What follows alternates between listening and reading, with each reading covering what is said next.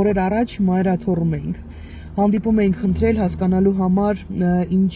տեսակի, ինչ որակի, ինչ խորության ճնշումներ են պատրաստ իրականացնել, ինչու միջով են անցնում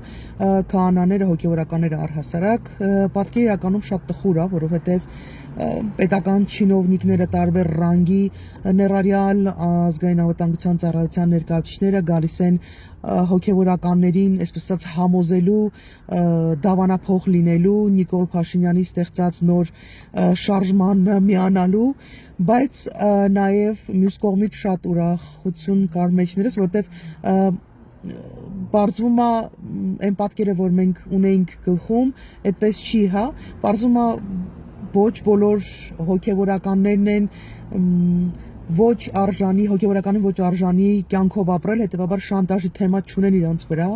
ու իրենք իրենց դիրքերում հստակ կանգնած մնացել են տղաները։ Ես ուզում եմ հատուկ, ես ռոլիկը նկարում եմ, շնորհակալություն հայտնելու այն քահանաներին, ովքեր մինչև այս դժվար պահերը այնպիսի առաքինի կյանքով են ապրել, որ իրանց Նիկոլի նմանները շանտաժ անելու մատերիալ չեն կարողացել ստեղծել եւ չեն կարողանում իրանց շարքերը բերել համալրել եւ նաեւ իրենց մերոնին, իրենց կրոնին, իրենց հավատին, իրենց եկեղեցուն հավատարիմ են մնացել։ Տղաներ, դուք իսկապես շնորհակալություն ձեզ հայտնելու, իսկապես արժանի եք, շնորհակալություն եւս մեկ անգամ եւ ձեզ եւ ձեր ընտանիքի անդամներին ուշադրություն կան հոգեվորականներ, որոնք ընտանիք ունենալու իրավունք ունեն